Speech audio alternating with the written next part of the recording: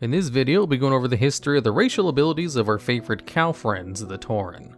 The first animal race in WoW, the Tauren's most iconic racial is War Stomp. War Stomp is an AoE stun effect with a half-second cast time and a 2-minute cooldown. The stun lasts for 2 seconds and can hit up to 5 targets within 8 yards. This has pretty much always been useful in PvP and many PvE situations throughout all of WoW's history.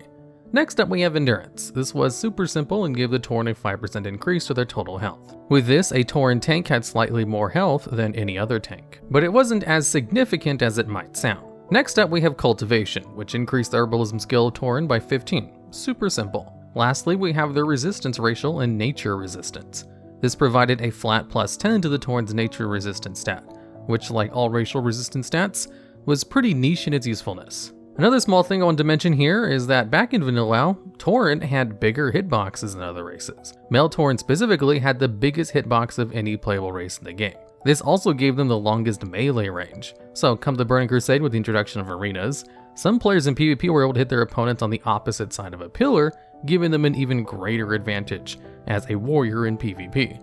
And just like the gnome's ability to tame mechanical pets, this was kind of a secret or a hidden racial.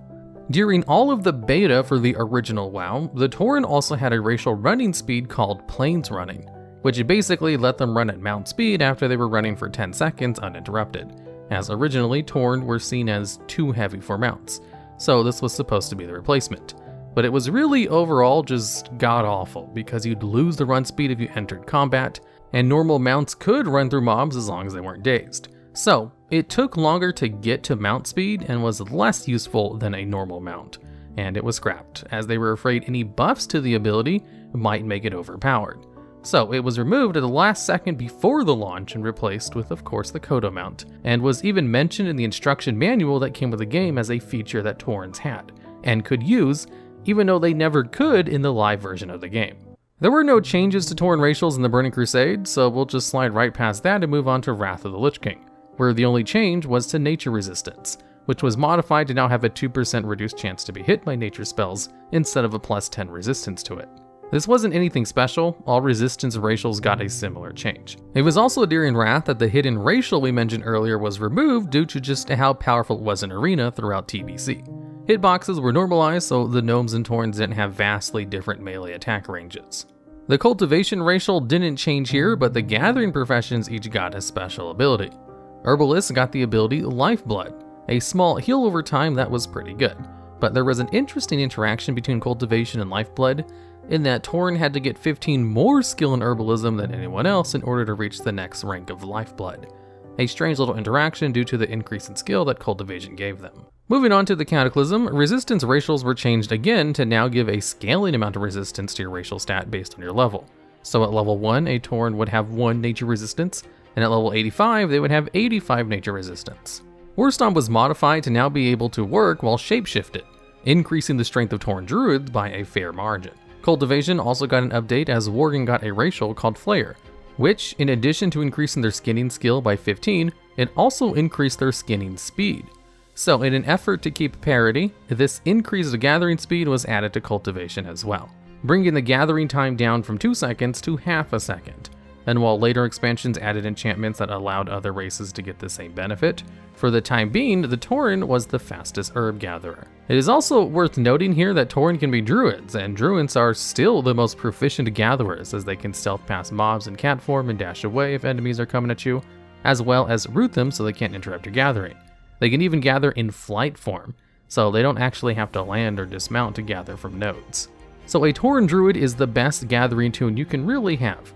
Worgen would be up there with skinning, but that requires you to kill a mob first. So even though they can be druids, they have to land and fight to take advantage of their racial. Mists of Pandaria saw the final redesign of resistance racials to date, as the resistance stat was removed. The racials now provide a flat 1% reduced damage from that school of magic.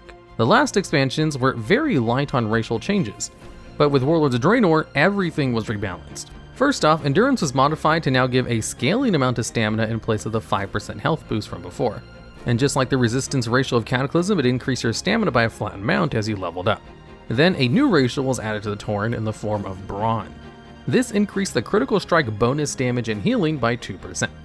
This doesn't increase your critical strike chance, but rather it increases the power of your crits.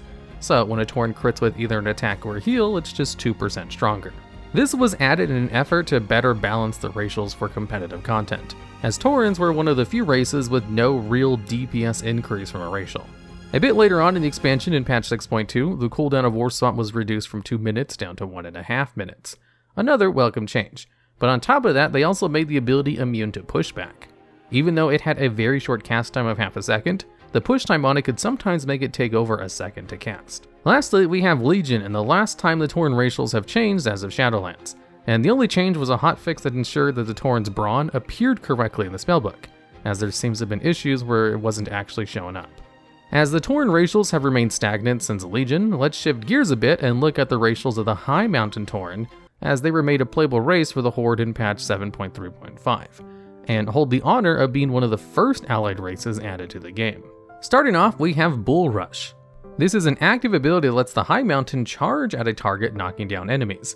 It has about a 20-yard range and a 2-minute cooldown.